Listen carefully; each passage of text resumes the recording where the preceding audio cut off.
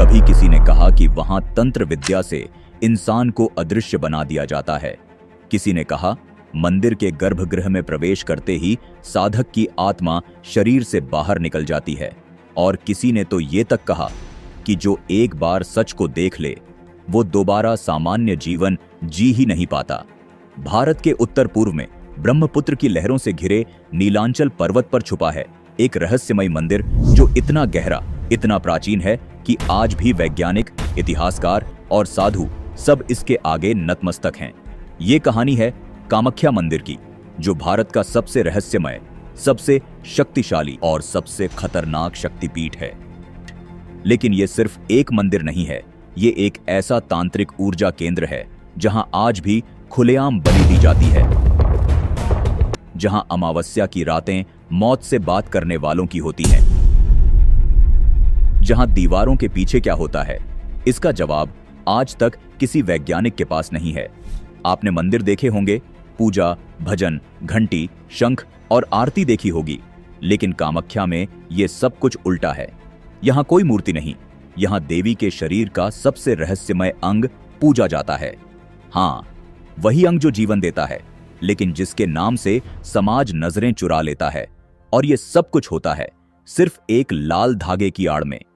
कामाख्या एक ऐसा स्थान जहां हर साल 3 दिनों तक देवी रजस्वला में होती है, यानी माता को मासिक धर्म आता है।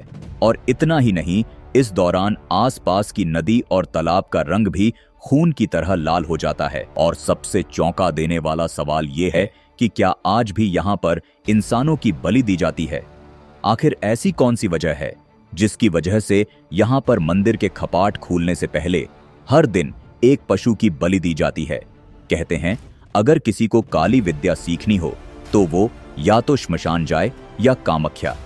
यहां हर साल हजारों तांत्रिक आते हैं, कुछ साधना के लिए, कुछ शक्ति के लिए और कुछ मौत से आंख मिलाने के लिए। कामाख्या में तंत्र, बलि, खून, शक्ति और सिद्धि, ये सब सिर्फ कहानियां नहीं हैं। यहां ये तथ्य है, और इन तथ्यों की गहराई इतनी है कि कोई अगर एक बार अंदर चला गया तो या तो सिद्ध बनकर निकला या गायब होकर रह गया। कहते हैं कामाख्या मंदिर में देवी साक्षात प्रकट होती है, लेकिन हर किसी को दिखाई नहीं देती। अगर आपका मन शुद्ध नहीं है, आपकी आस्था अधूरी है या आपके अंदर भय है, तो आप यहां रुक ही नहीं सकते। ये वही मंदिर है जिसे कई बार मिटाने की कोशिश की गई, मुगल हमलों में इसे खंडहर बना दिया गया, लेकिन हर बार यह मंदिर और भी शक्तिशाली होकर उठा, क्योंकि यह सिर्फ एक मंदिर नहीं है, बल्कि ये देवी कामाख्या का निवास स्थान है। कामाख्या में रातें सोने के लिए नहीं होती, यहां रातें सत्य जानने के लिए होती हैं। और अब सवाल ये उठता है कि आखिर ऐसा क्या है इस मंदिर में जो इसे इतना अलग बनाता है? तो सबसे बड़ा रहस्य निकलकर आता है, जो है नरबलि का, यानी इंसानों की बलि का। इसकी खबरें आए दिन आज भी न्यूज अखबारों की सुर्खियां बनती रहती हैं। अब सवाल यह उठता है कि आखिर क्यों कामाख्या मंदिर में नरबलि दी जाती है और इसकी शुरुआत कैसे हुई थी? आखिर इसके पीछे कौन सा रहस्य छिपा हुआ है? क्यों यहां देवी की मूर्ति नहीं है? आखिर क्या है यहां के सिंदूर में जिसको हर पुरुष और स्त्री लेना चाहता है? क्या यह सच है कि मां कामाख्या देवी ने अपने ही सबसे प्रिय पुजारी को पत्थर में बदल दिया था?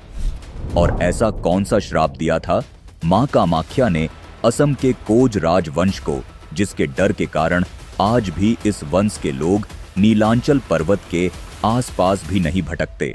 तो अगर आप तैयार हैं भारत के सबसे गहरे, सबसे रहस्यमयी और सबसे पवित्र मगर डरावने शक्तिपीठ की यात्रा पर चलने के लिए, तो इस वीडियो को आखिरी सेकंड तक जरूर देखिए। तो चलिए बिना किसी देरी के करते हैं वीडियो की शुरुआत। दोस्तों, कामाख्या देवी मंदिर गुवाहाटी, असम के नीलांचल पर्वत पर स्थित देवी के 51 शक्तिपीठों में से एक है। कामाख्या मंदिर भारत में सबसे पुराने मंदिरों में से एक है और स्वाभाविक रूप से सदियों का इतिहास इसके साथ जुड़ा हुआ है। दोस्तों, इस मंदिर का इतिहास आज भी इसकी दीवारों के पीछे छुपा हुआ है, जहां दर्शन के लिए देश के अलग अलग हिस्सों से तीर्थयात्री आते हैं। लेकिन दोस्तों, आपको जानकर हैरानी होगी कि कामाख्या मंदिर में माता की मूर्ति की पूजा नहीं की जाती है, बल्कि यहां पर माता सती की योनि की पूजा होती है। भारत के लगभग हर मंदिर में देवी या देवता की मूर्ति होती है, लेकिन कामाख्या में ऐसा नहीं है। यहां ना तो कोई मूर्ति है, ना कोई चेहरा है, बल्कि यहां पूजा होती है योनि की। जब आप इस मंदिर में प्रवेश करेंगे तो यहां पर एक समतल चट्टान के बीच बिना विभाजन किए हुए देवी के योनि की आकृति दिखाई देगी। योनि को रेशम की साड़ियों और ताजे फूलों से ढका जाता है। अब आप लोगों के मन में एक सवाल जरूर आ रहा होगा कि आखिर कामाख्या मंदिर में माता की योनि की ही पूजा क्यों की जाती है। तो दोस्तों, इससे जुड़ी एक पौराणिक कथा है जो माता पार्वती और भगवान शिव से जुड़ी हुई है। कई धार्मिक ग्रंथों में इस बात का जिक्र मिलता है कि दक्ष शिव जी को शत्रु मानता था, लेकिन दक्ष पुत्री सती ने शिव जी से विवाह कर लिया था। एक बार दक्ष ने अपने महल में यज्ञ का आयोजन किया। यज्ञ में उसने शिव जी और सती को छोड़कर सभी देवी देवताओं, ऋषि और मुनियों को बुलाया। जब ये बात सती को मालूम हुई, तब शिव जी के मना करने के बाद भी देवी पिता के यहां बिन बुलाए पहुंच गई। दक्ष प्रजापति ने सती के सामने ही शिव जी के लिए अपमानजनक बातें कह दी, लेकिन अपने पति का अपमान होते देखकर देवी सती क्रोधित हो गई और वही यज्ञ कुंड में कूदकर अपनी देह त्याग दी। लेकिन जैसे ही इस बारे में भगवान शिव को पता चला, तो वे इतने अधिक क्रोधित हो गए कि वे देवी सती की जलती देह लेकर ब्रह्मांड में भटकने लगे। यह सब देखकर सभी देवी देवताओं को सृष्टि के विनाश का डर सताने लगा। इसके बाद उन्होंने भगवान विष्णु के सामने इस अनहोनी को रोकने की प्रार्थना की। इसके बाद विष्णु जी ने अपने सुदर्शन चक्र से देवी के शरीर के 51 टुकड़े कर दिए, ताकि शिव जी का सती से मोह भंग हो सके। सती के शरीर के टुकड़े जहां जहां गिरे थे, वहां वहां शक्तिपीठ स्थापित हो गए। कामाख्या मंदिर के क्षेत्र में देवी सती की योनि का भाग गिरा था। इस कारण यहां देवी की योनि की पूजा की जाती है। यही वजह है कि कामाख्या मंदिर में कोई भी मूर्ति नहीं है, यहां माता की योनि की पूजा की जाती है।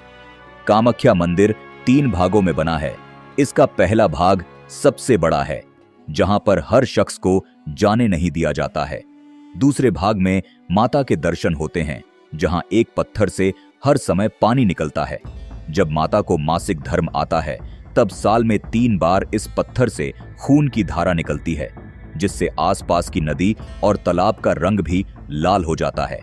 ऐसा क्यों और कैसे होता है, यह आज तक किसी को पता नहीं है।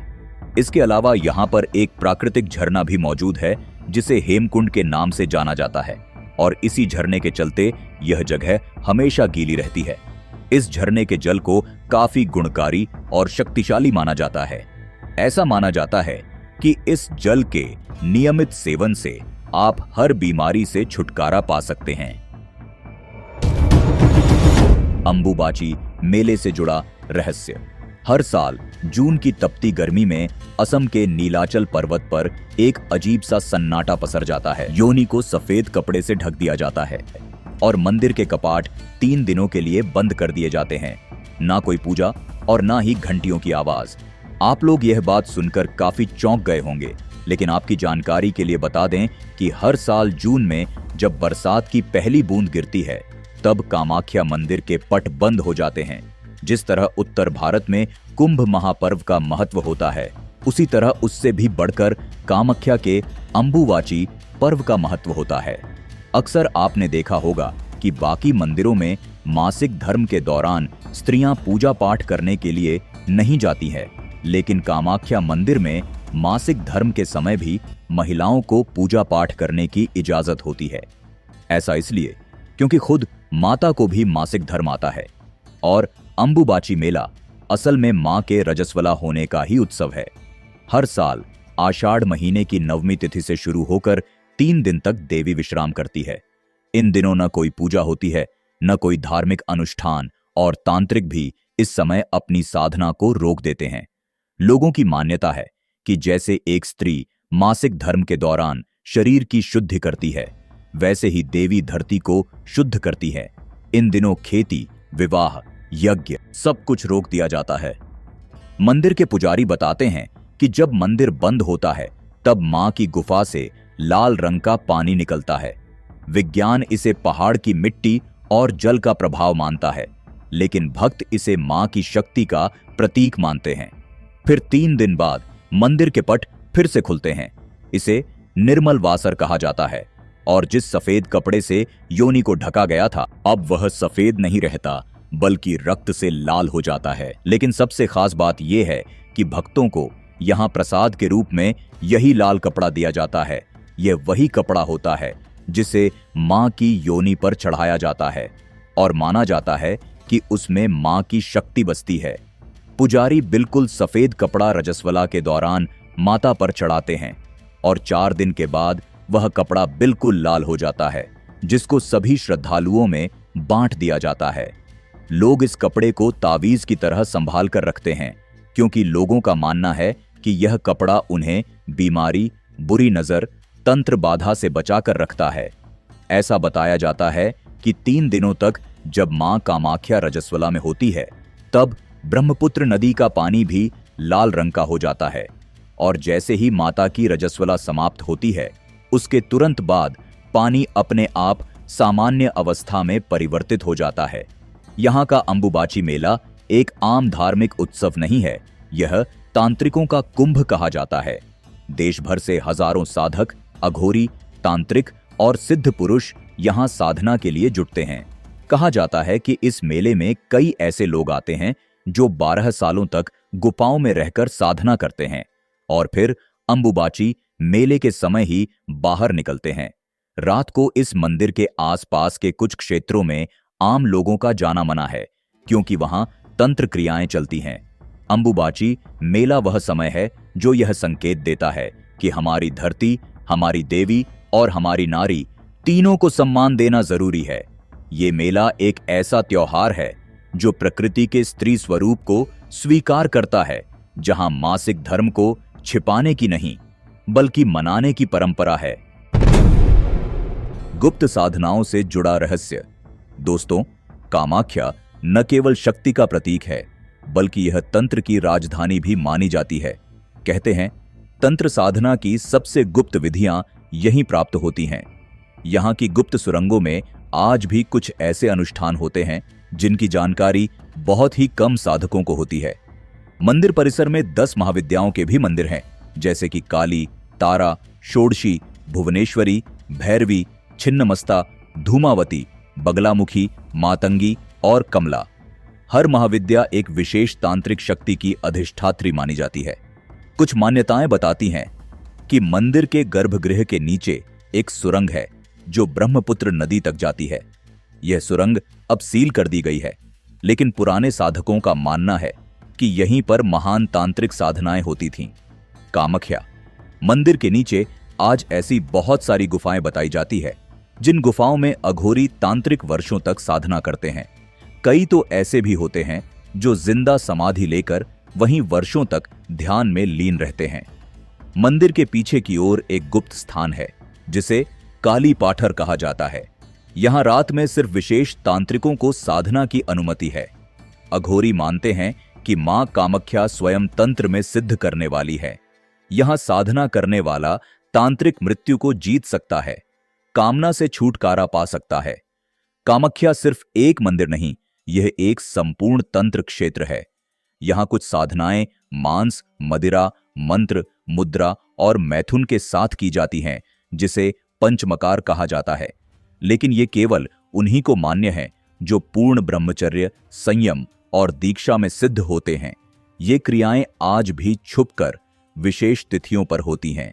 अंबुबाची मेले के समय कामाख्या मंदिर में सबसे अधिक तंत्र मंत्र की क्रियाएं की जाती है। कहा जाता है कि इस उत्सव के दौरान ही तांत्रिक गुप्त द्वार खुलते हैं।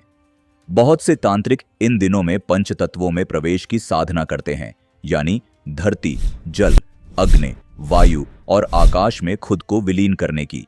कुछ साधक मानते हैं कि कामाख्या में एक गुप्त शून्य द्वार है जहां जाने वाले लौटते नहीं या लौटते हैं तो सिद्ध बनकर।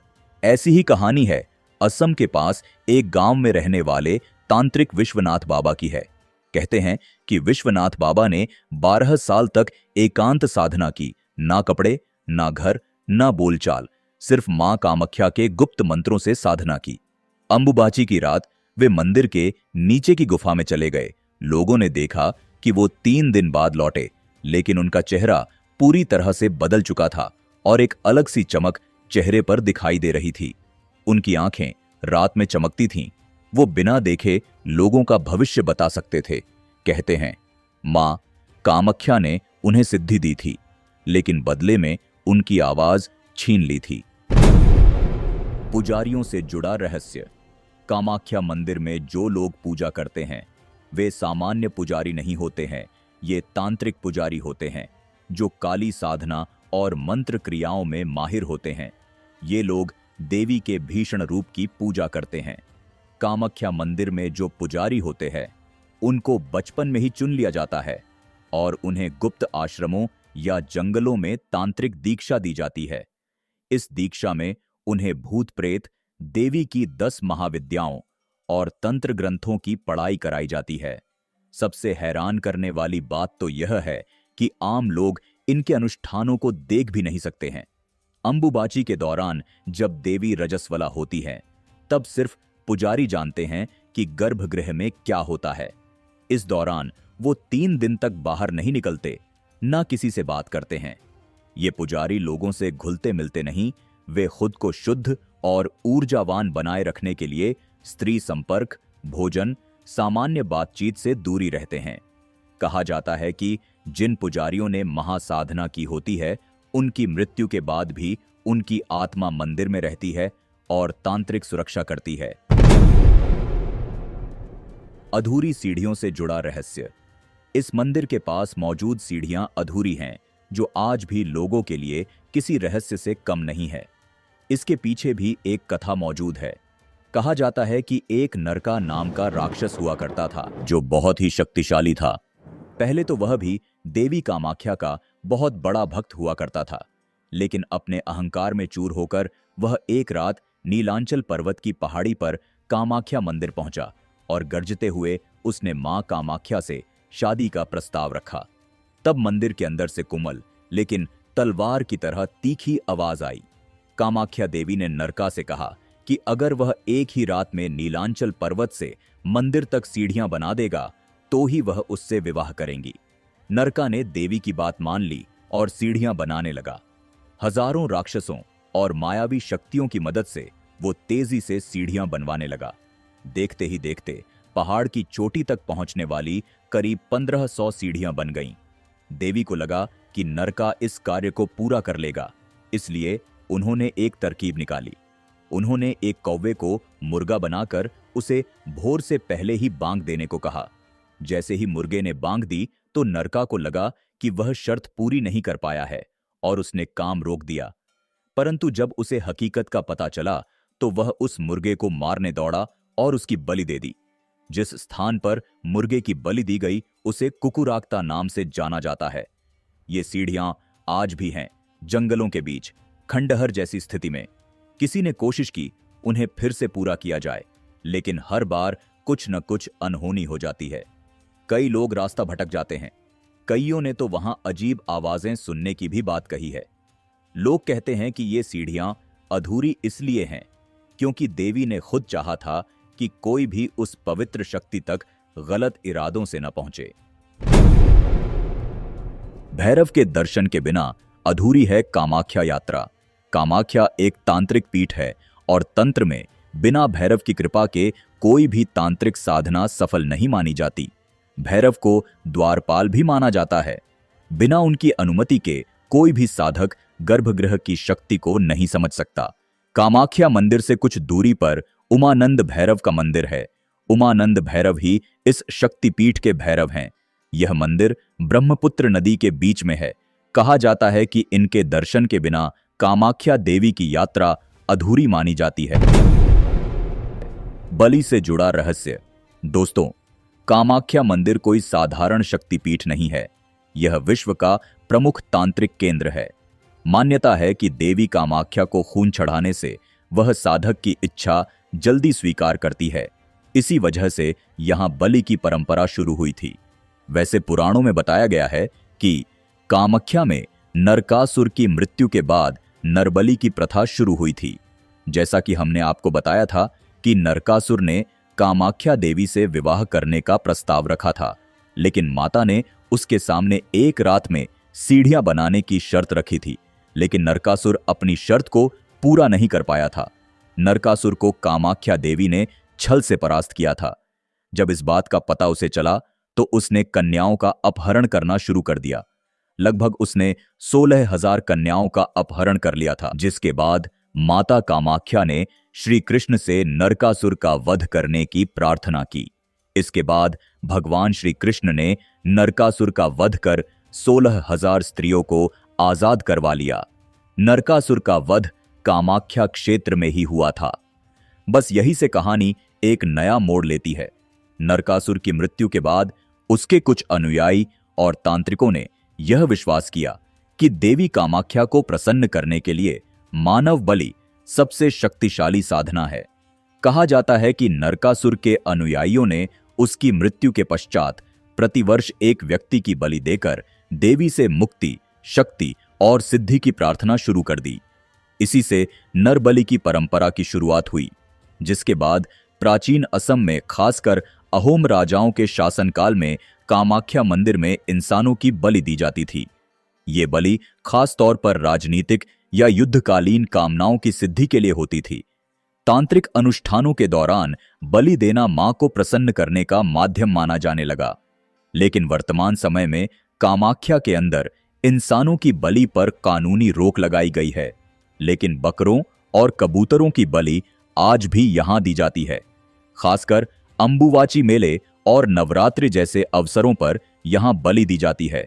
बलि से पहले जानवरों को स्नान करवाया जाता है, तांत्रिक मंत्रों से शुद्ध किया जाता है और फिर देवी को अर्पित किया जाता है। दोस्तों, वैसे तो कामाख्या में नरबलि पर तो कानूनी तौर पर रोक है, लेकिन कहा जाता है कि आज भी यहां पर नरबलि दी जाती है। इस कड़ी में कुछ ही साल पहले एक मामला असम की राजधानी गुवाहाटी से सामने आया था।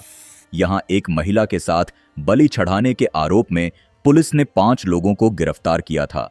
यह गिरफ्तारी इस घटना के करीब 4 साल बाद की गई थी। सालों तक दर्जनों लोगों से चली पूछताछ के बाद यह मामला सामने आया था कि जिस महिला की हत्या की गई वह पश्चिम बंगाल के हुगली जिले की रहने वाली थी। बताया गया कि भूतनाथ में एक कपाली पूजा आयोजित की गई थी, जिसमें लगभग 12 लोगों ने भाग लिया था, जिसमें पीड़िता भी शामिल थी। पूजा करने वाले लोगों ने शराब का सेवन किया था।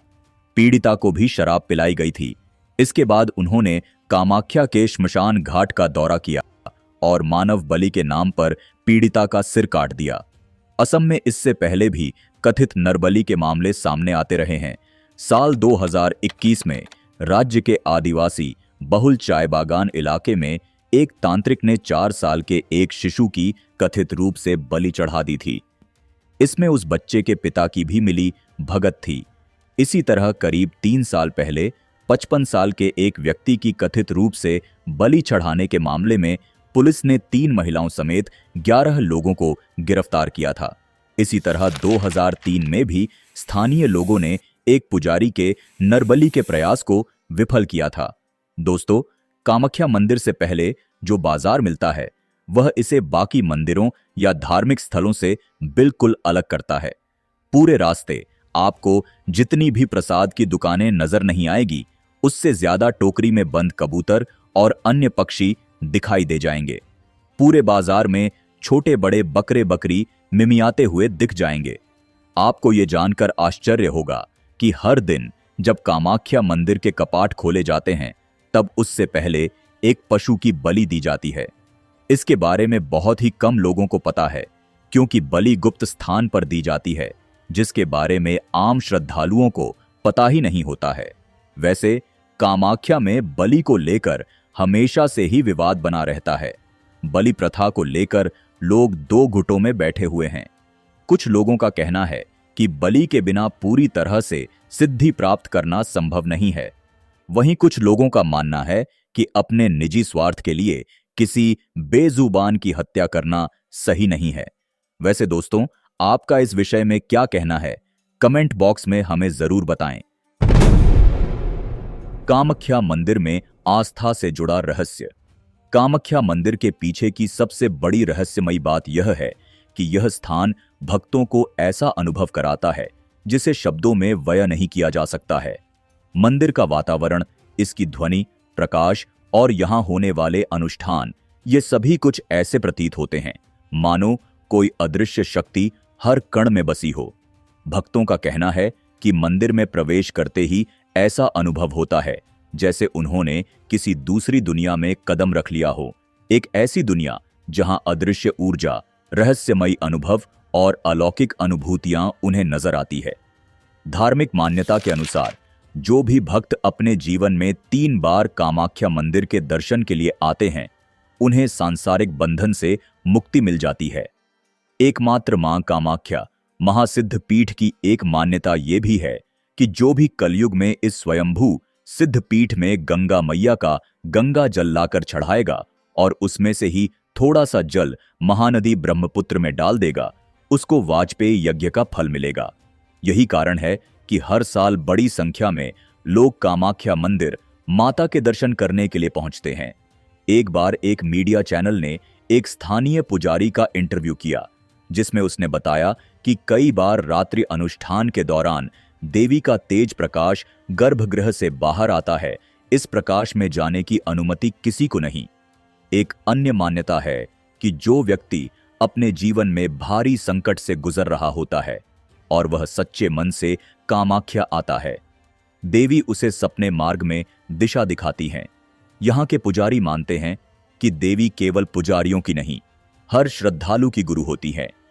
कई बार लोगों ने इस बारे में जिक्र किया है कि मंदिर के पुराने हिस्सों से असामान्य ध्वनियां आती हैं, जैसे कोई शंख बजा रहा हो या कोई अनजानी भाषा में मंत्र बोल रहा हो।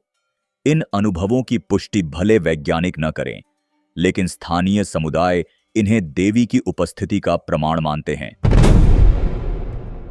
राजा नर नारायण को मिला मां कामाख्या का श्राप। दोस्तों, हम सभी जानते हैं कि भारत जादू और अध्यात्म की भूमि है, जिसके चलते वरदान और श्राप दोनों पर ही लोग विश्वास करते हैं। पुराने जमाने के कुछ ऐसे वरदान और श्राप है जो आज 21वीं सदी में भी काम कर रहे हैं। ये वो श्राप हैं जो हजारों साल पहले दिए गए थे, लेकिन आज भी श्रापित लोगों और उनके परिवार के सदस्यों को परेशान कर रहे हैं। ये श्राप पीढ़ियों से चले आ रहे हैं। ऐसी ही एक घटना लगभग 600 साल पहले वर्तमान गुवाहाटी में कोच राजवंश के राजा के साथ घटी थी। हम सभी जानते हैं कि गुवाहाटी पर कोच राजवंश का शासन था, लेकिन कोच राजवंश द्वारा वर्तमान गुवाहाटी शहर पर शासन करने से पहले मुगलों ने कई बार शहर पर हमला किया और मंदिरों को नष्ट कर दिया। इन्हीं नष्ट किए गए मंदिरों में से एक कामाख्या देवी का मंदिर भी था। गुवाहाटी शहर में कोच राजवंश की स्थापना के बाद कोच राजा नरनारायण ने इस पूरे क्षेत्र पर शासन किया। उनके भाई चिल्लाराय उनकी सेना के सेनापति थे। जब राजा को मंदिर के बारे में पता चला तो वह और उनके भाई मंदिर गए और मंदिर का एक हिस्सा खंडहर पाया। उन्होंने मंदिर को अपनी पारंपरिक वास्तुकला में डिजाइन किया और इसका पुनर्निर्माण किया ताकि लोग देवी की पूजा जारी रख सकें। ऐसा कहा जाता है कि एक बार कोच राजा नरनारायण अपने राज्य के पुजारियों को जमीन दे रहे थे। वहां उनकी मुलाकात केंतुकलाई नाम के एक पुजारी से हुई। केतुकलाई हिंदू धर्म के बारे में बहुत ही अच्छी जानकारी रखता था। जब राजा की उससे बातचीत हुई तो राजा उसके ज्ञान से बहुत ही ज्यादा खुश हुए, जिसके चलते राजा ने उन्हें जमीन का एक टुकड़ा दिया और कामाख्या मंदिर का मुख्य पुजारी बना दिया। केंतुकलाई ने मंदिर के रखवाले और मुख्य पुजारी के रूप में काम करना शुरू कर दिया। कुछ दिन बीत गए, सब कुछ अच्छा चल रहा था, लेकिन एक दिन राजा को किसी ने खबर पहुंचाई कि जब कामाख्या मंदिर का पुजारी केतुकलाई मंदिर में पूजा करता है, तब वह गहरी समाधि में चला जाता है, और जब वह गहरी समाधि में चला जाता है, तब देवी स्वयं मंदिर के अंदर नृत्य करती है। जब राजा ने इस कहानी के बारे में सुना तो वह इस बात की पुष्टि करना चाहता था कि क्या यह सच है। उसने केंतुकलाई को बुलाया और उससे पूछा कि क्या देवी मंदिर के अंदर नृत्य करती हैं जब वह अपनी नियमित पूजा करता है। जवाब में केंतुकलाई ने कहा कि यह सच है कि जब वह पूजा करता है तब देवी मंदिर के अंदर नृत्य करती हैं। केतुकलाई के मुंह से इस तरह की बात सुनकर राजा काफी प्रसन्न हो जाते हैं और वह कहते हैं कि वो और उनके भाई चिल्लाराय भी माता के साक्षात दर्शन करना चाहते हैं और उनका नृत्य देखना चाहते हैं। राजा की बात सुनकर केतुकलाई उन्हें स्पष्ट तौर पर मना कर देता है। राजा को पता था कि यह ऐसे नहीं मानने वाला है, इसलिए राजा ने उसके सामने सोने और ज्वाहरात की पेशकश की। ब्राह्मण थोड़ा स्वार्थी था, तब राजा के द्वारा दी जा रही रिश्वत से वह मान गया। योजना के अनुसार राजा नरनारायण और उनके भाई रात्रि के उस समय मंदिर में पहुंच जाते हैं जब केतुकलाई नियमित रूप से पूजा पाठ करता है। लेकिन नरनारायण और उनके भाई चिल्लाराय की योजना तब विफल हो गई जब देवी को पता चला कि वे गुप्त रूप से उनका नृत्य देखने की कोशिश कर रहे हैं। इससे देवी क्रोधित हो गईं और उन्होंने पुजारी को पत्थर में बदल दिया और राजा और उसके भाई को श्राप दे दिया। देवी ने राजा और उसके भाई को श्राप दिया कि अगर वह, उसका भाई या उनके परिवार का कोई भी सदस्य कभी भी मंदिर परिसर में पैर रखेगा तो उसका सर्वनाश हो जाएगा। देवी ने यह भी श्राप दिया कि अगर वे नीलाचल पहाड़ियों के दर्शन भी कर लें तो उनका पूरा परिवार नष्ट हो जाएगा। उस दिन से लेकर आज तक कोचराज परिवार के किसी भी सदस्य ने कभी कामाख्या मंदिर जाने की हिम्मत नहीं की और न ही नीलाचल पहाड़ियों के दर्शन किए। राजा नरनारायण के वंशजों में कामाख्या मंदिर को लेकर जो खौफ है उसका अंदाजा आप इस बात से ही लगा सकते हैं कि जयपुर की महारानी गायत्री देवी, जो उस समय लोकसभा की सदस्य थीं, को गुवाहाटी जाना था। जब उन्हें बताया गया कि वे गुवाहाटी हवाई अड्डे से कामाख्या मंदिर के दर्शन कर सकती हैं, तब उन्हें तुरंत श्राप याद आ गया और उन्होंने अपनी फ्लाइट रद्द कर दी।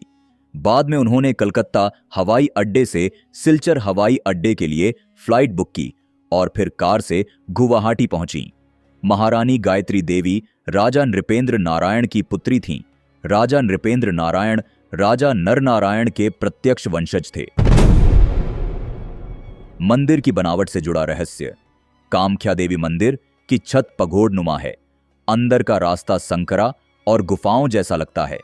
गर्भगृह तक जाने के लिए नीचे उतरना होता है और वहां जाते ही वातावरण अचानक भारी और गूंजता हुआ सा लगने लगता है।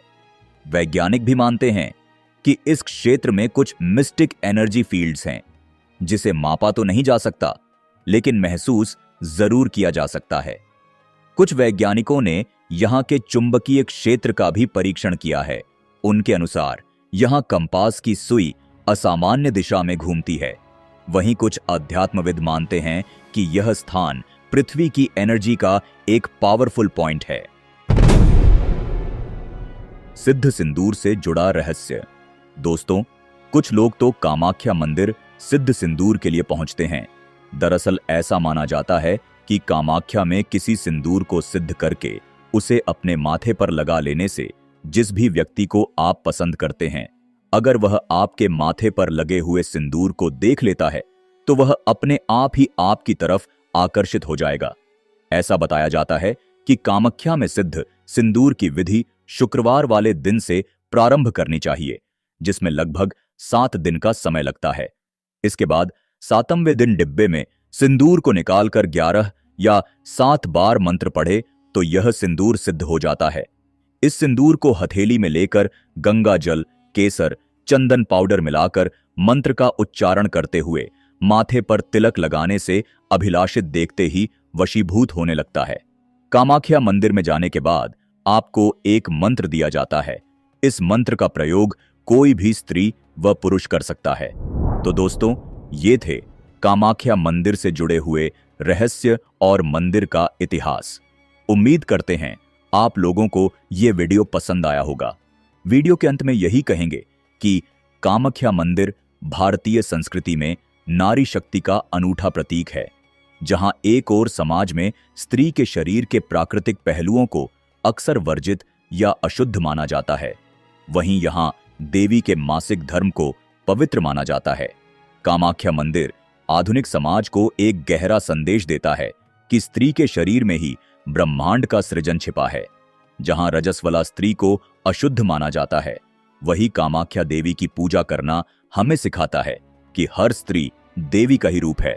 दोस्तों, अगर आप लोगों को मां कामाख्या देवी से जुड़ा हुआ यह वीडियो पसंद आया हो तो इस वीडियो को बिना लाइक किए हुए और चैनल को सब्सक्राइब किए बिना ना जाए। और हां, कमेंट बॉक्स में जय मां कामाख्या लिखना बिल्कुल भी ना भूले। अंत तक हमारे साथ बने रहने के लिए धन्यवाद। जय मां कामाख्या।